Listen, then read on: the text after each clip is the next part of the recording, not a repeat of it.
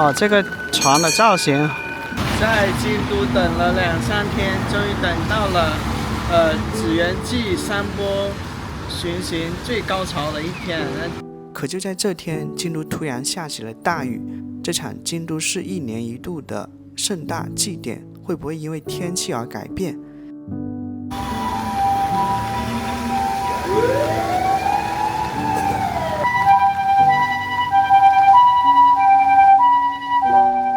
？850元，相当于40多块钱一把。不知道铺垫了许久的山坡巡行啊，能不能如期举办？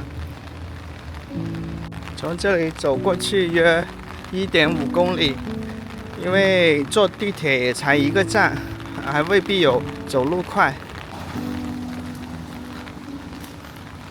一个寿司170元，一个巧克力230多日元。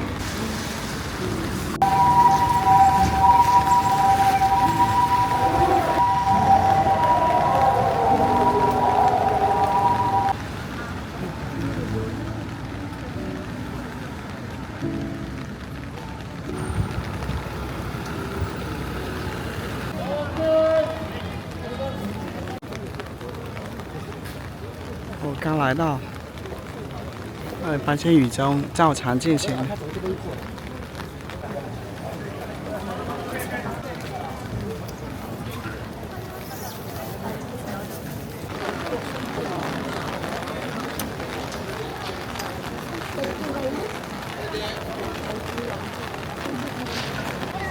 现在搭了个梯子，上面的人要下来了。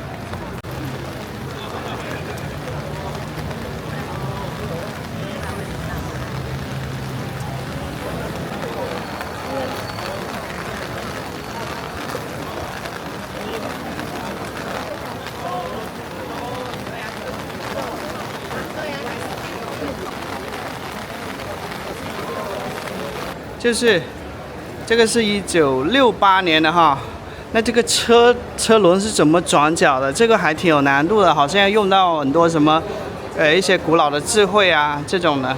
这雨越下越大了，刚才呢就是还能撑一撑，现在的话很考验这些人群中因为雨大而躁动，包括那些拉绳子的人已经全身湿透了。哦呦！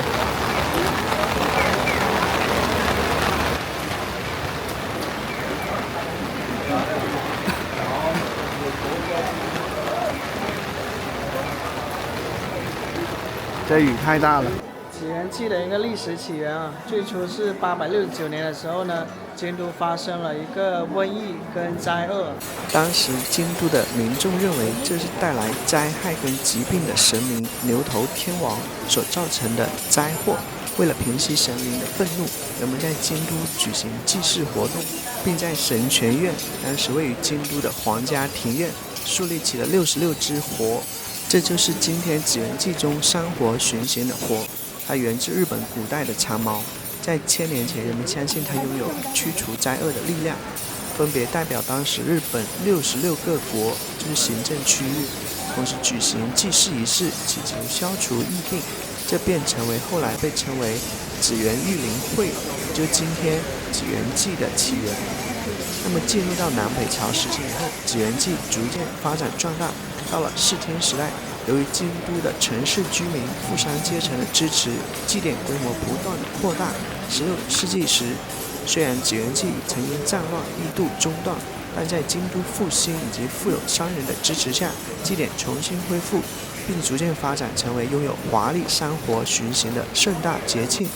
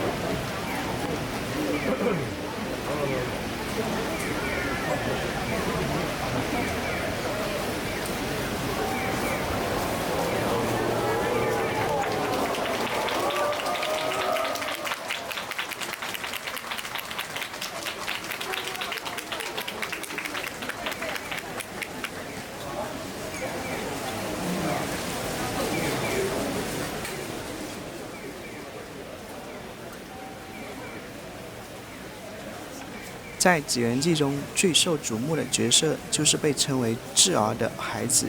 那么他并不是普通的祭典参与者，而是被选出的神之使者，代表神明参与祭礼。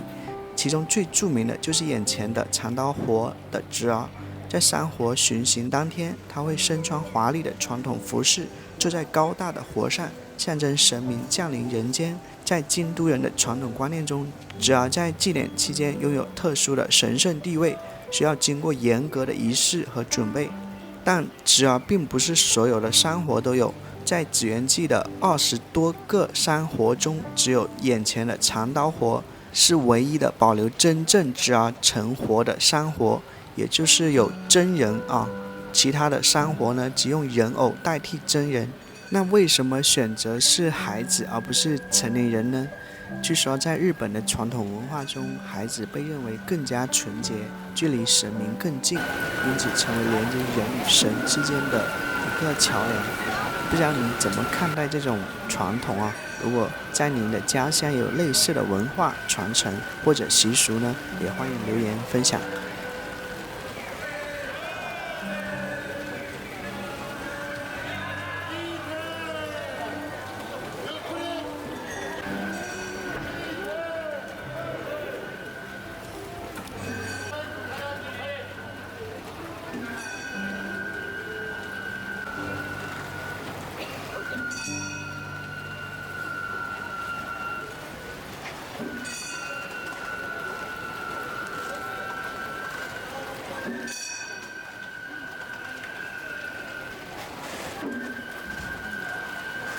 刚才是有点毛毛细雨啊，现在是这个磅礴大雨啊，几乎是啊，感觉紫山记的这个小伙子们有点士气受挫了。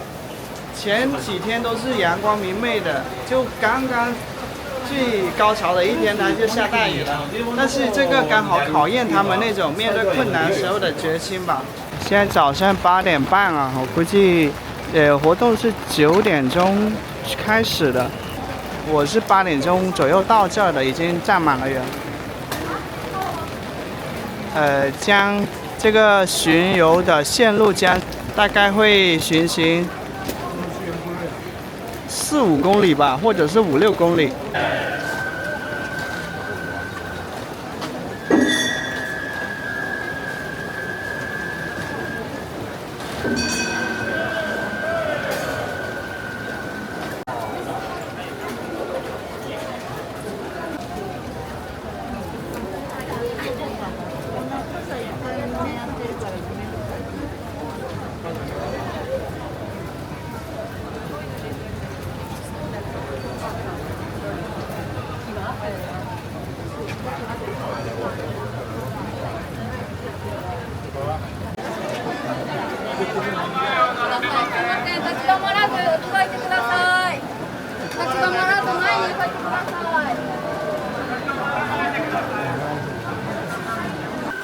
紫园记的山活巡行啊，山跟活是不一样的。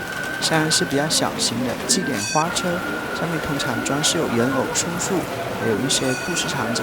那么活呢，就是大型的祭典花车，顶部有象征性的长活，就长矛，高度更高，结构呢更复杂，两者合称山活。活原本指的是古代日本的一种长矛武器。在紫园记中，活最明显的特点是顶部有一根巨大的长矛形装饰，高度通常超过20米，需要几十人甚至上百人共同拉动。其中最著名的就是长刀活，它顶部有一把长刀，因此被称为长刀活。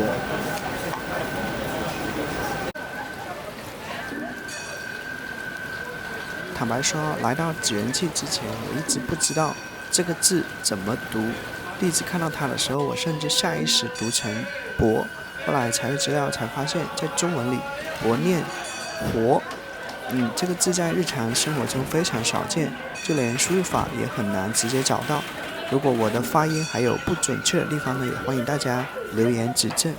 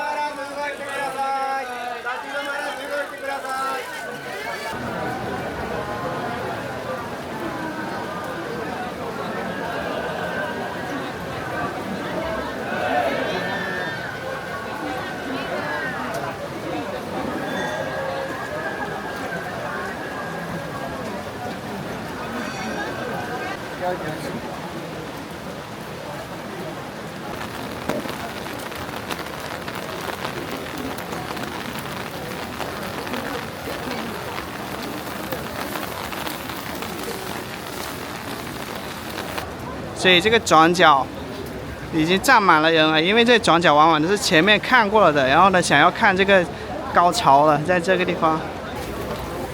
哦，这已经封路了。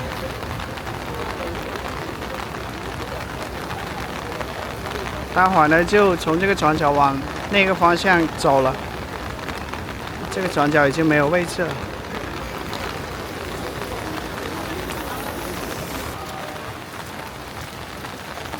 这个用长焦拍转角的一个长枪短炮已经立起来了。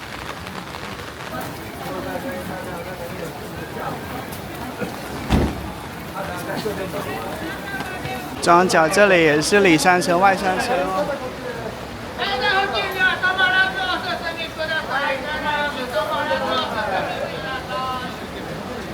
每拉动一次绳子就发出一阵欢呼了。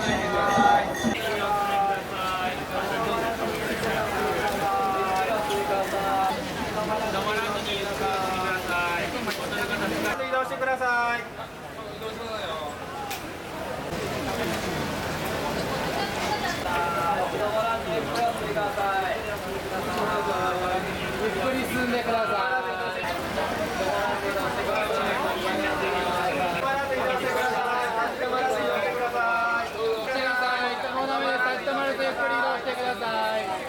立ち止まらずゆっくり進んでください。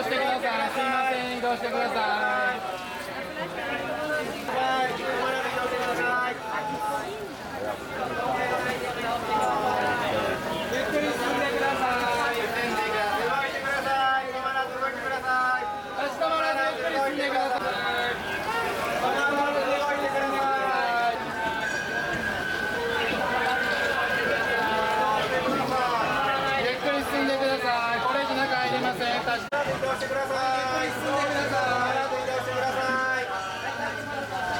移動してください。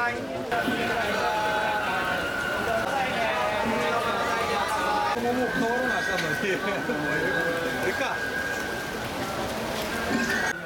止まらずに移動してください。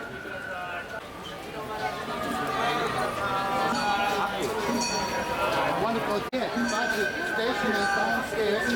No. 止まらずに動いてください。止まらないでください。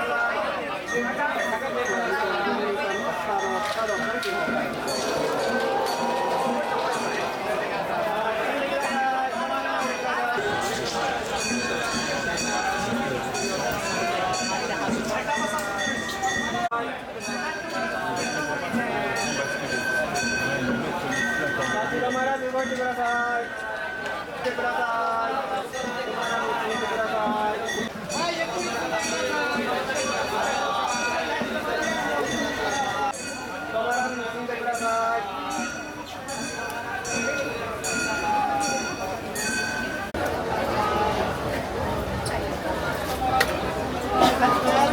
回到地铁站了，拍这些节日特别累，让我想到在香港拍那一次舞火龙王，也是类似的场景。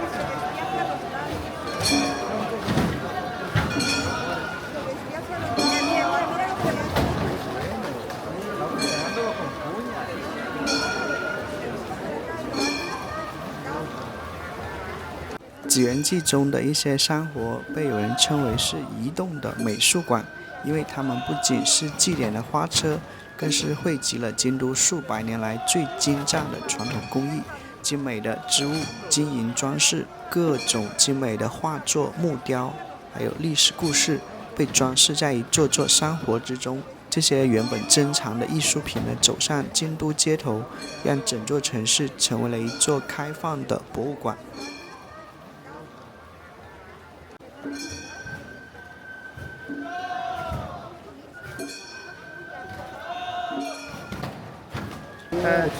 这几十座山泊，只有打头阵的长刀博是有真人只要乘坐的，其他的话是这个，我不知道能叫雕像还是，反正就是一个假人哈。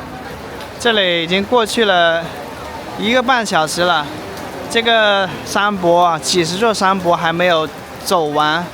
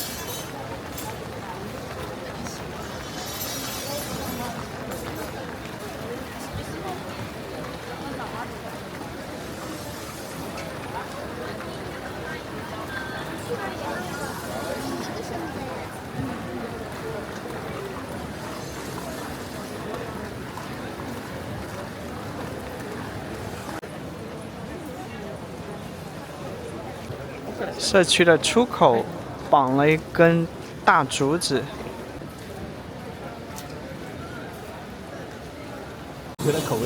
这一个太子山算是相当小的一个町啊，一个社区啊，好像是第16个，总共有23个山泊，那么后面还有7、8个。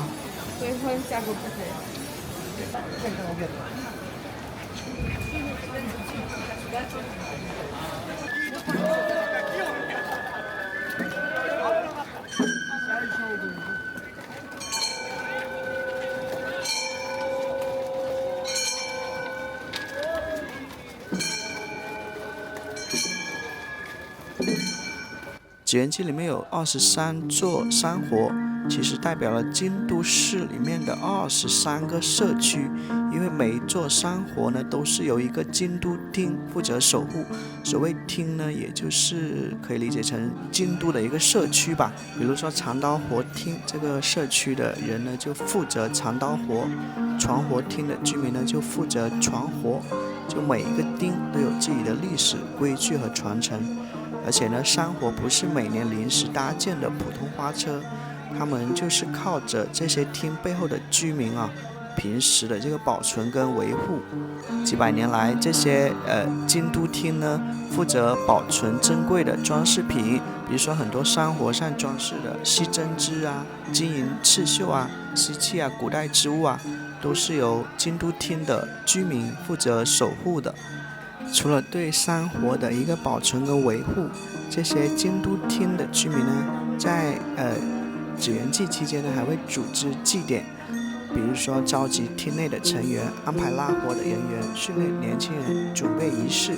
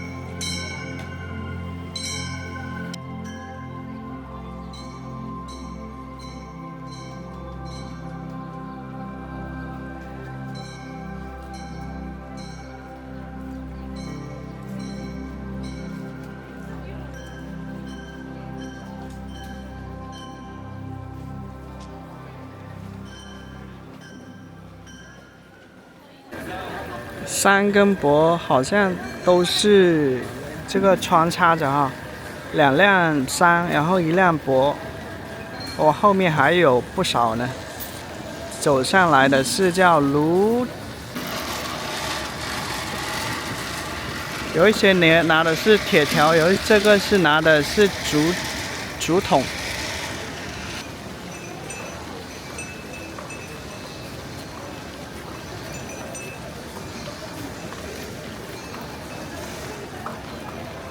他们背后插了2枝树叶。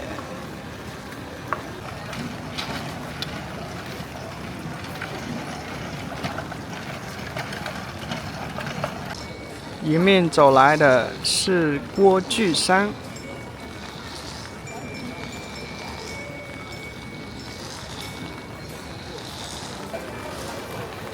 扎着发髻，一个小孩。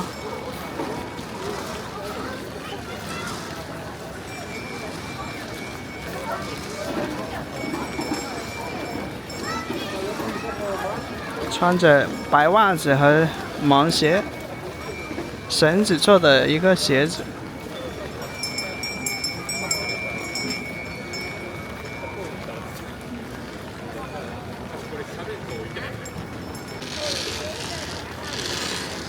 拖着2根打成流苏状的竹子。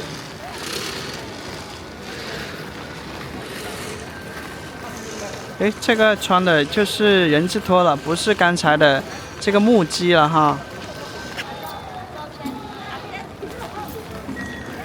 这个没有遮雨棚哦，有一些山是有遮雨棚，有一些没有。接下来的叫放下柏，放下这个名字好。他们这是一个大柏啊，很高。我们看到那根木柱啊，就摇摇晃晃的，应该是社区中的有威望的老人啊，或者是这个长者。稍微年轻一点的呢，就是这个拉绳的队伍里面，在山柏的前面啊，也就车轮上面有2名穿着和服浴衣的男子，拿着扇子，好像在做一个祈福的仪式。他的扇子上下的翻转，似乎颇有内涵。顶上是一名假人的侄儿，这是神之侄子。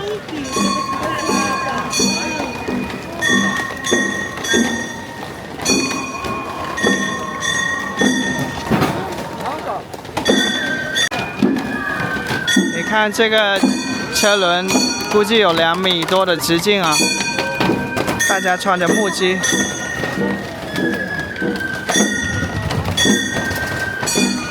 不愧是行走的美术馆啊！上面的这个日本屏风画、唐画、西域丝绸画，据说有些有几百年历史了，是一个行走的美术馆。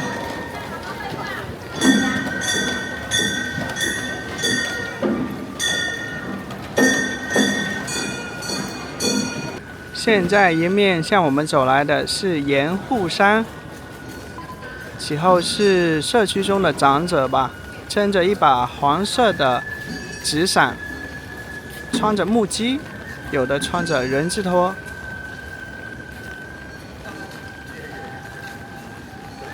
哦，这盐户山还出了一名跟拍摄影师。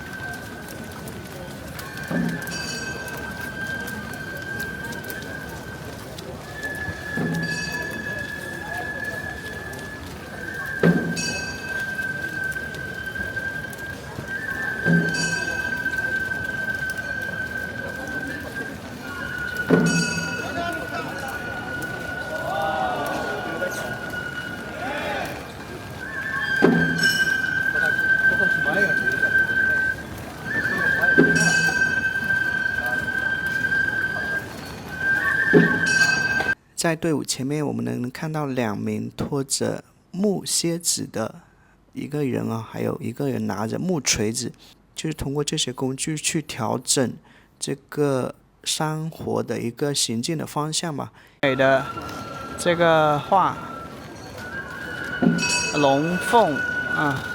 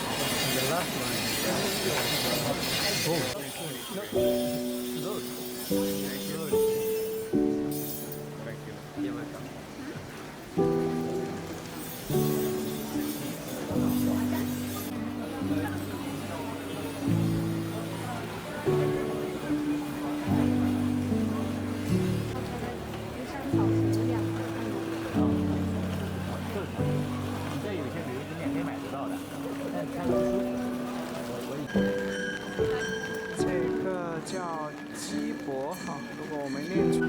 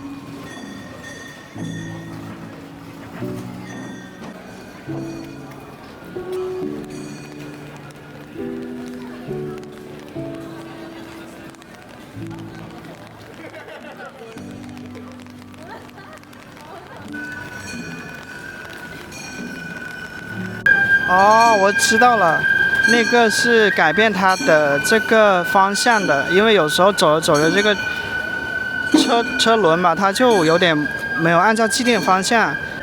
我身后的这个山坡呢是最后一个了，也就总共有23个，它是走在最后面的，它的形状非常特别啊。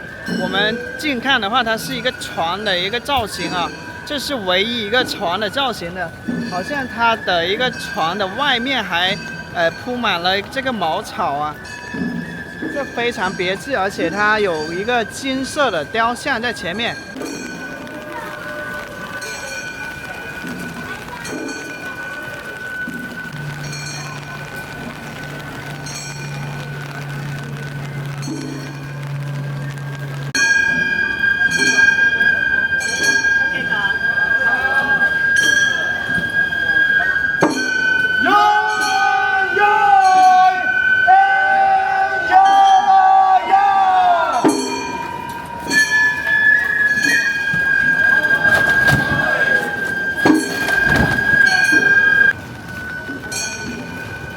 哇！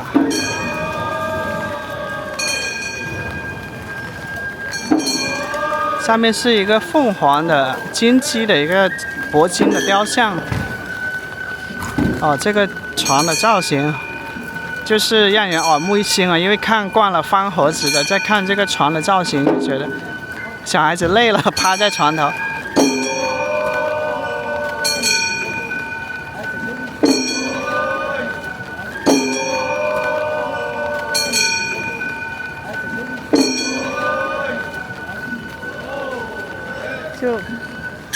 啊，这是最后一个了哈。你看后面就是这个护送的车辆了。哦，11点半了。从9点钟开始啊，这个打头阵的长刀泊，到最后一个叫船造型的一个山泊啊。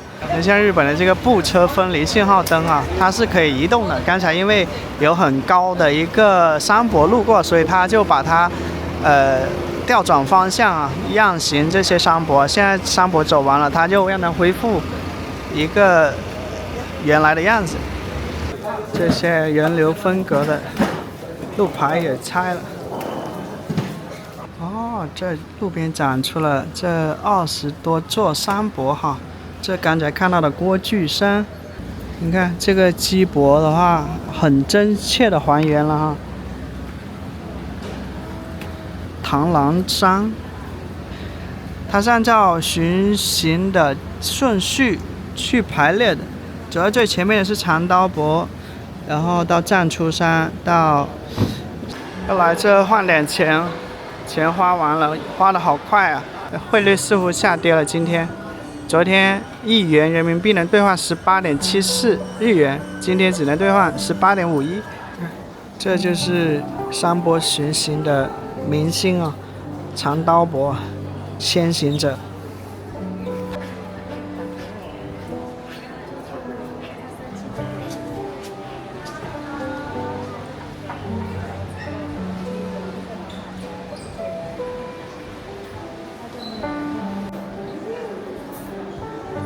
京都也通过这个节日来去发展很多文旅的一些产业啊，各种山泊的一个纪念品。虽说每个都不太一样，但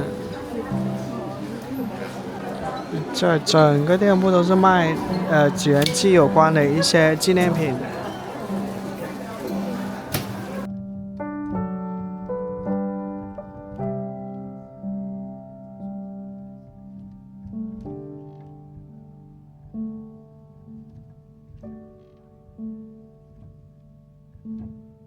这个长刀泊是8800日元，最贵的反而不是这个最有名的长刀泊，而是这个大船泊，它卖12100日元。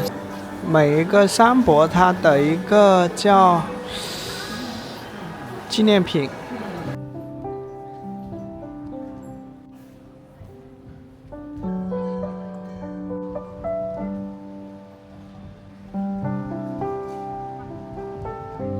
以上是本期影片的全部内容。如果你觉得本期影片还不错，请帮忙点赞、订阅我的频道哦。